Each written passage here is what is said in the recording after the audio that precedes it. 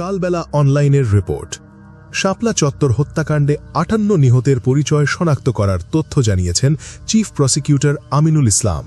তিনি বলেন, শাপলা চত্বর হত্যাকাণ্ডে তৎকালীন প্রধানমন্ত্রী শেখ হাসিনা সহ সরকারের ঊর্ধ্বতনদের সংশ্লিষ্টতা পাওয়া গেছে।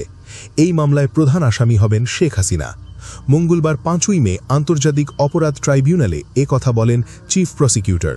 তিনি জানান, শাপলা চত্বর হত্যাকাণ্ডে তৎকালীন প্রধানমন্ত্রী শেখ হাসিনা সহ সরকারের ঊর্ধ্বতনদের সংশ্লিষ্টতা পাওয়া গেছে। এছাড়া সরকারের হেফাজতে ইসলামকে নিধনের উদ্দেশ্য ছিল বলেও উল্লেখ করেন তিনি। এ ঘটনায় ৯০% তদন্ত সম্পন্ন হয়েছে।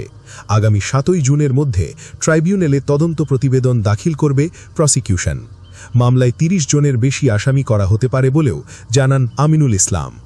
উল্লেখ্য, পবিত্র কোরআন ও মহানবী সাল্লাল্লাহু আলাইহি ওয়াসাল্লামের প্রতি অবমাননা ও ১৩ দফা দাবিতে ২০১৩ সালের ৫ই মে ঢাকা অবরোধ কর্মসূচি ঘোষণা করে হেফাজতে ইসলাম। ওই দিন দেশের বিভিন্ন স্থান থেকে আলেম, মাদ্রাসা শিক্ষার্থী ও সমর্থকরা রাজধানীতে সমবেত হন। কর্মসূচি শেষে তারা মতিঝিলের শাপলা চত্বরে অবস্থান নেন। সেদিন দিনভর উত্তেজনা বিরাজ করছিল এলাকায়।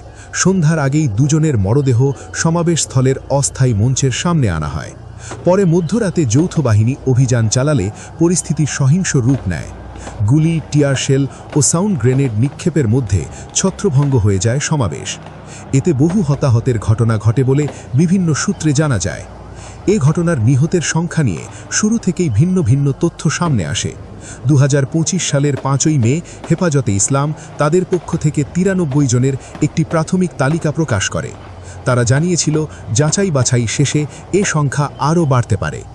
এর আগে ২০২১ সালের ১০ই জুন মানবাধিকার সংগঠন অধিকার তাদের এক প্রতিবেদনে ৬১ জনের নাম সংগ্রহের কথা জানায়। ২০১৪ সালে শহীদনামা নামে একটি গ্রন্থে ৪১ জন নিহতের তথ্য তুলে ধরা হয়। ঘটনার ১৩ বছর পার হলেও এখনও বিচার সম্পন্ন হয়নি।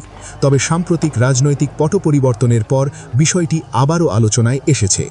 জুলাইয়ের অভ্যুত্থানের পর গঠিত অন্তর্বর্তী সরকারের সময়ে হেফাজতে ইসলামের যুগ্ম মহাসচিব আজিজুল হক ইসলামাবাদী আন্তর্জাতিক অপরাধ ট্রাইব্যুনালে একটি অভিযোগ দাখিল করেন। ওই অভিযোগে সাবেক প্রধানমন্ত্রী শেখ হাসিনা সহ গণজাগরণ মঞ্চের মুখপাত্র ইমরান এইচ সরকার সহ মোট ৫৪ জনকে আসামি করা হয়েছে।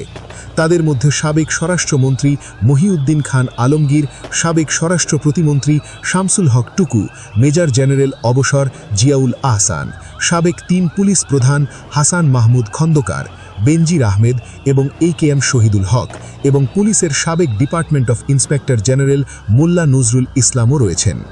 আজিজুল হক ইসলামাবাদী বলেন, তৎকালীন সরকারের শীর্ষ পর্যায়ের একাধিক কর্মকর্তা ও রাজনৈতিক ব্যক্তিত্ব বর্তমানে কারাগারে আছেন এবং বিচার প্রক্রিয়া শুরু হয়েছে। সাক্ষ্য প্রমাণ সংগ্রহ এগিয়ে চলছে। তার আশা, শাপলা চত্বরের ঘটনার দায়ীদের বিচারের মুখোমুখি করা সম্ভব হবে। শাপলা চত্বরে হত্যাকাণ্ড।